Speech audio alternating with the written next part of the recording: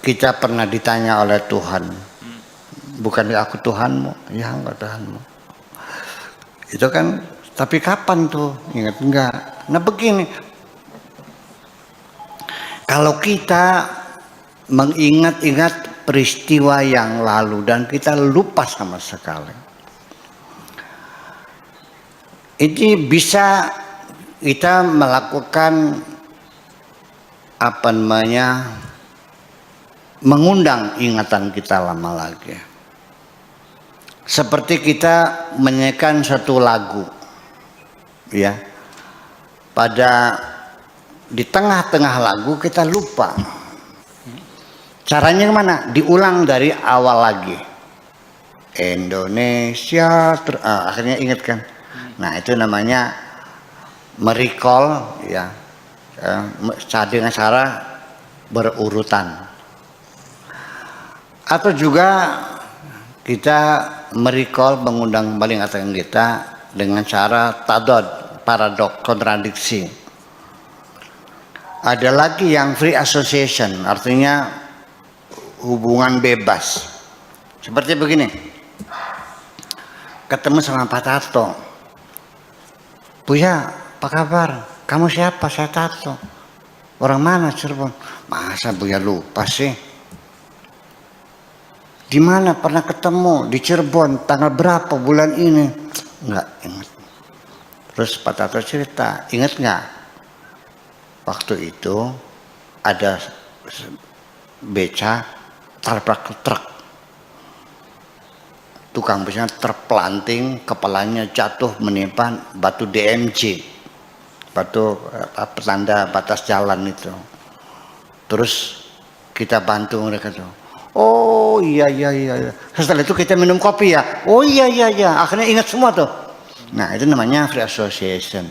Nah sekarang kita ingin mengingat kapan itu kita dulu pernah ditanya Allah tuh, bahwa kita menyaksikan dia Engkau adalah Tuhan kami. Kapan? Budek nggak bakal ketemu. Dengan metode apapun nggak bakal ketemu.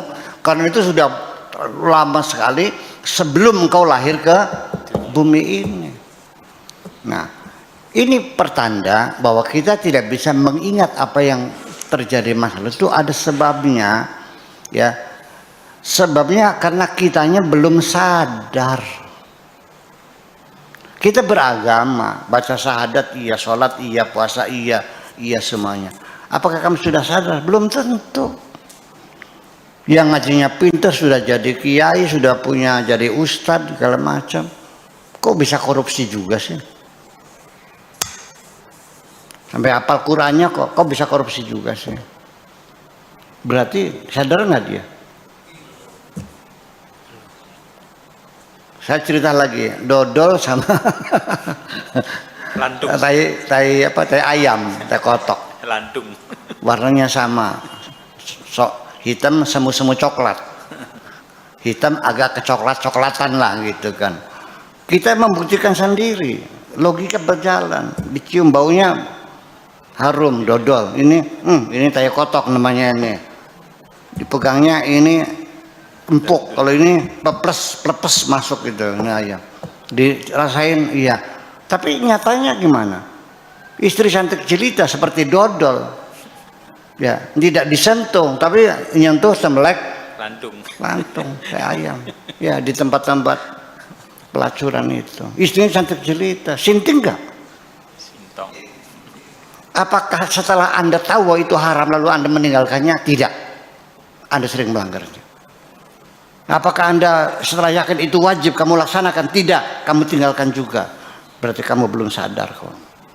Jadi akhirnya seperti janji saya kemarin itu, bahwa pengen ingat nggak? Pengen ingat nggak? Nah ini sebabnya kamu tidak ingat karena kamu lupa, kamu linglung. Artinya angan-angannya belum kumpul. Nah, ada seorang teman, ya kalau Pak Rahmat hanya lututnya ya, teman kena betul kepalanya nih Liki. Ini teman, dia sudah diobati, sudah bisa ketawa, sudah bisa makan. Saya datang, dia melongo aja. Mana sehat? Sehat. Kamu siapa? Cih.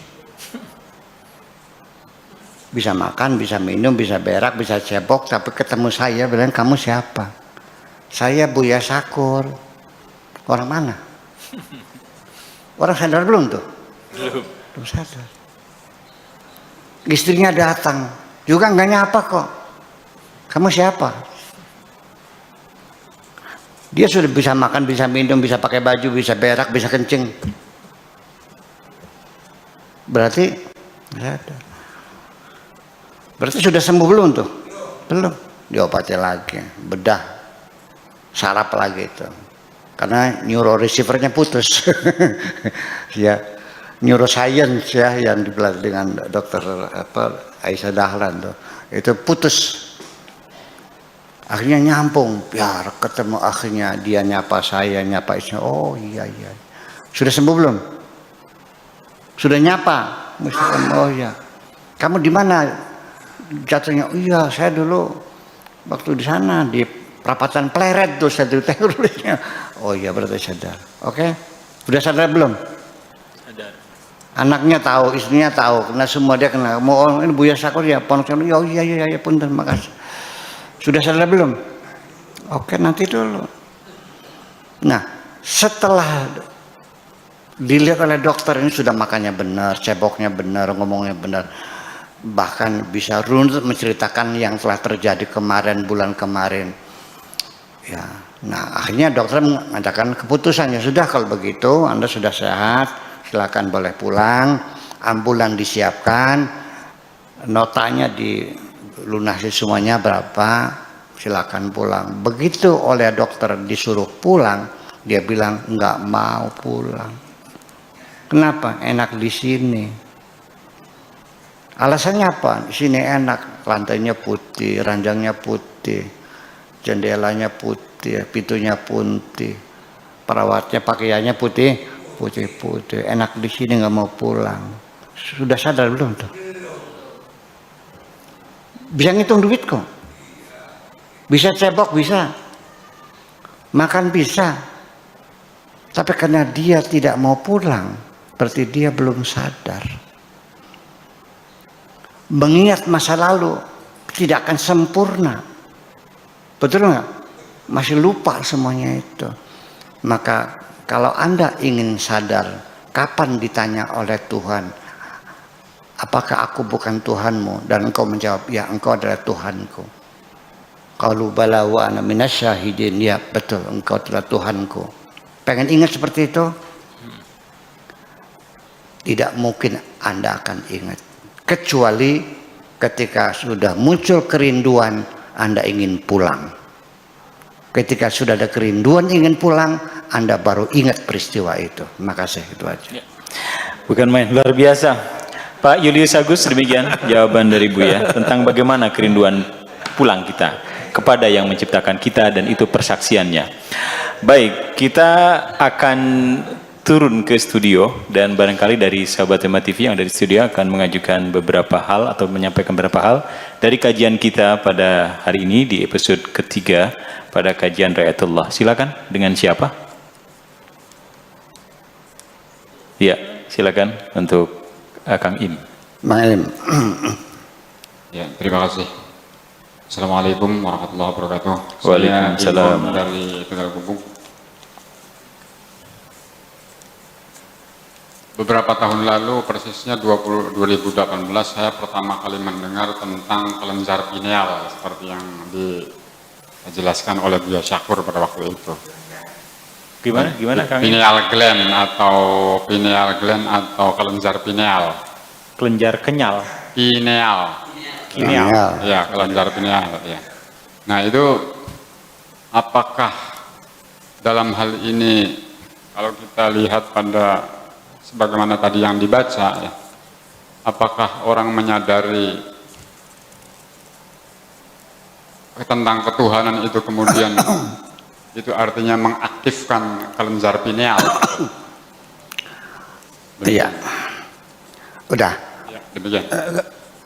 Itu kelenjar melatonin ya, hormon melatonin. Kelenjar pineal itu bentuknya kayak kukusan ya, kayak kukusan. Kukusan tuh, tau kan kukusan gitu, segitiga lah gitu kukusan. Ya sebesar kacang lah. Dan letaknya juga selurus dengan ini, dengan telinga kita ini. Itu hormon dikeluarkan tuh melatonin itu membuat kita nyaman, kita rilis, rasa ngantuk datang, merasa nyaman itu. Itu biasanya ketika retina kita tidak mendapat sentuhan dari tidak ada sinar yang menyentuhnya dalam keadaan gelap. Makanya kenapa kita kalau berzikir di laut itu kita matikan lampunya supaya kita bermunajat itu lebih khusyuk kepada Tuhan, karena kita dalam keadaan sejuk dan kita dalam keadaan nyaman. Itu perlu sekali, tapi tidak melupakan ya paling-paling ya tertidur. Kalau tidur malah tidur sama lupa lain. Ini mah kitanya ini melek matanya, tapi kita nggak ingat gitu. Kalau tidur mah ceritanya lain lagi. Nah makanya dalam istilah namanya itu lupa itu bukan nisyan. Kalau nisyan itu mah ya karena kita tidur, karena kita lupa. Kalau kitanya terjaga, matanya melek, kita bisa ngomong, bisa bergerak, tapi kita lupa, itu namanya ghaflah.